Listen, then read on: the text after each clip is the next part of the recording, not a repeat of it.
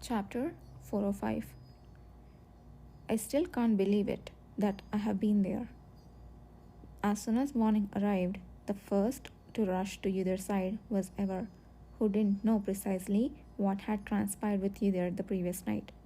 Hence, she was initially startled to see the black spots gone and his eyes cleanly healed, but soon congratulated him with a joyous face.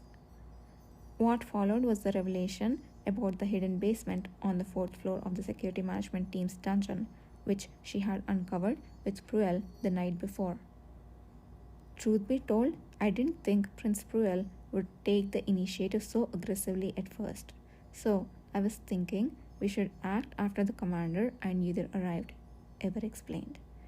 Though Ever had followed the secretly visiting Baron Wilhelm to discover that the basement's fourth floor truly existed, they needed to break through an ancient magic called protection of blood to enter. Only the blood relatives of the mage who had placed the enchantment could open the ancient magic entrance. The mechanism was hidden between the wall of the third floor dungeon Uther had discovered and a place engraved with the Tain's family sigil.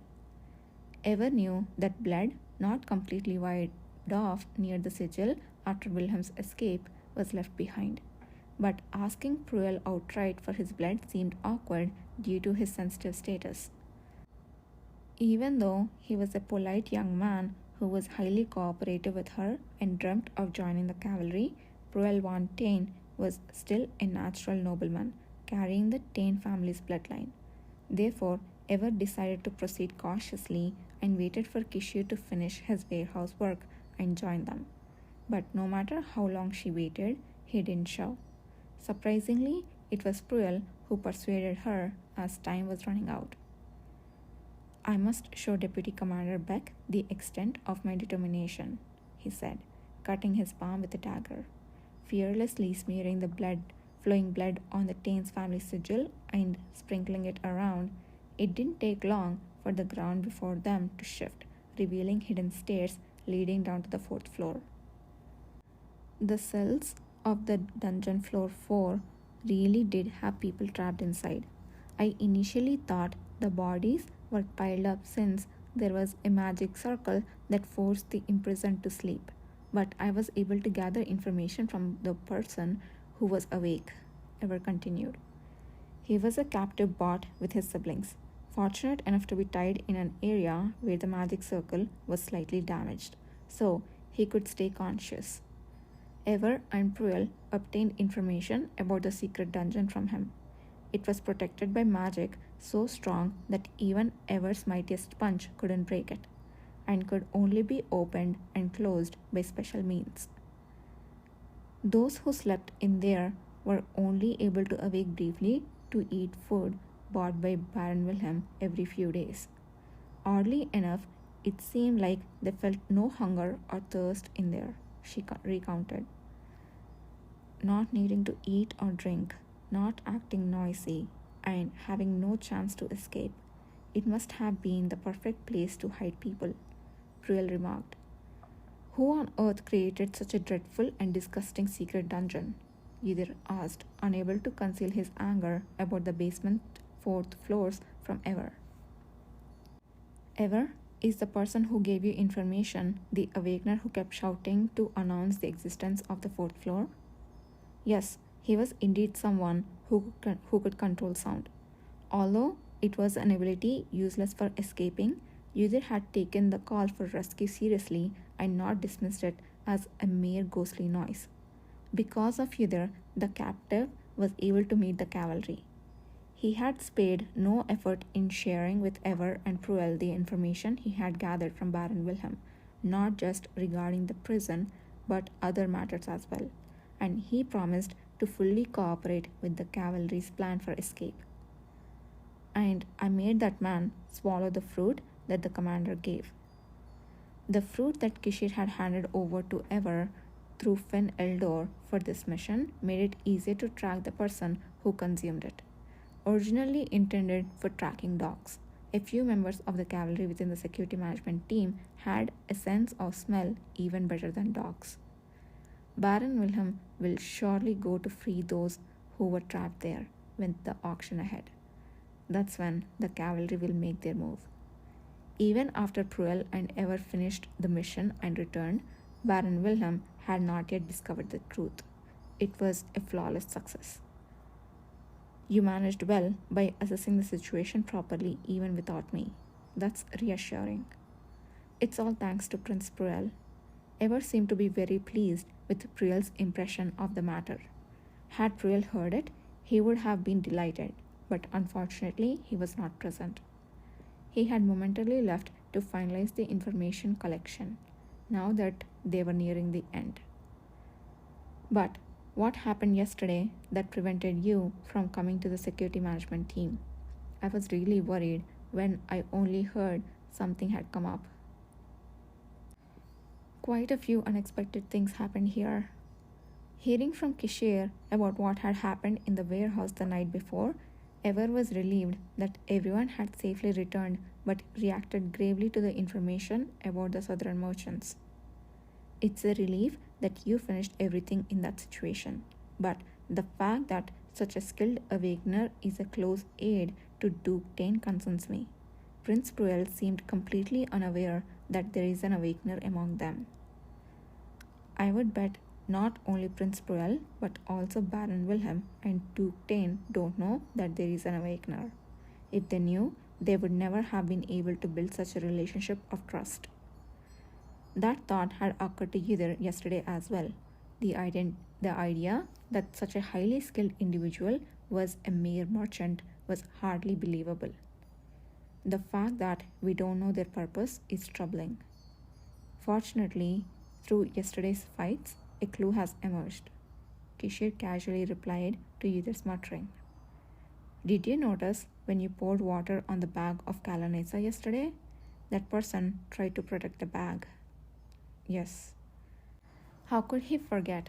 It was the first time the southerner who had successfully faced Nathan and Kishir without caring about the items breaking around him had tried to protect something. Of course, everything inside had already been replaced except for the shelf. But the southern merchant didn't know that. Everything inside was secretly bought by Duke Tane through the Great Serene Forest. Then, where did they come from? I have heard that most of the goods traded through the Great Serene Forest came from the countries that bordered the forest. Yes, but that's just the last destination of those goods in the western countries, not the first place of origin. Kishir responded as if posing a riddle, then continued looking at Yidr's eyes. The raw material for Kalanesa is the Kalan flower, and the climate where that flower thrives is hot and dry. There was only one place in the continent with the hottest and driest climate, the vast and distant land south of the desert, the southern countries. The empire, of course, and even in the neighboring foreign countries, in order to bring in such a large quantity of drug that has not even spread its name properly, there must naturally be those closely related to its origin, mustn't there? Kishir let out a cold smile. Yidr's mind raised as Yidr looked at Kishir. Then Baron Wilhelm and Duke Tane seemed unaware of the disturbance that happened last night, and the reaction of the tavern was quite all along. It could be related to them as well. I think so, Kishir responded, offering a look of praise. The power that can hide an incident that happened last night so that no one knows, and thereby seems to gain something. Isn't there only one at present? Even though so many items were broken, it was deemed to be something that could be hidden. It also means that the swap for the fake items was undetected, but at the same time, it allowed us to guess the intentions of the southern merchants. They had come here to move Duke Tane's goods, but in reality, the most important thing they likely cared about was Kalanesa powder. They might have arranged for the profit gained by importing and distributing it to go more to their side than to Duke Tane, or perhaps they came with the intention of making a big gain without properly informing the Duke of the value of the drug. In that case, they wouldn't want to ruin the Duke's trust by unnecessarily creating a big fuss. Truly despicable people to bring such a drug so casually into the empire and try to sell it off. Ever who had heard from Kishir what kind of potent drug Kalanesa powder was grimaced without mercy, imagining what might happen if it spread. Yes, there are a few more points to be caught, but the answer is not yet certain. Therefore, if possible, I would like to catch them all this time. Excuse me for a moment. Then a polite knock came from outside the door. The person who opened the door and entered was a Tain family servant, but his appearance soon changed to that of Pruel Van Tain. He smiled, apparently happy that Ever was still there, and then respectfully handed a small bundle of paper to Kishir. Did you have a peaceful night, Your Highness? I have finally completed the list of those who came here during last year's party. You must have been busy visiting the security management team yesterday, and yet you completed this too. The surrounding information was already collected, and it only needed final verification when Baron Wilhelm confirmed the party date and sent out invitations. So it was not too much trouble. Pruel, who humbly responded, watched Kishir's face as he began to read the paper, his eyes tense. The time had come for the final evaluation of the information and efforts he had bought. How is it? Excellent. Kishir laid down the paper, filled from front to back, and praised it. To have organized so perfectly the list of those invited last year, those who sent out invitations this year, and even the southern merchants who visited at that time. It will not be difficult to detect any foul play just by reading this. You have had much trouble checking and recording everything individually. Not at all. I'm glad if it was helpful. Pruel's freckled nose reddened slightly. Then, are you now planning to leave for the capital as is? Yes, the work is all finished, and I cannot delay another day, so I will leave either this evening or tomorrow morning. My younger brother Napoleon, as I told you before. Leave him to me. Ever stood up from her seat and confidently interjected.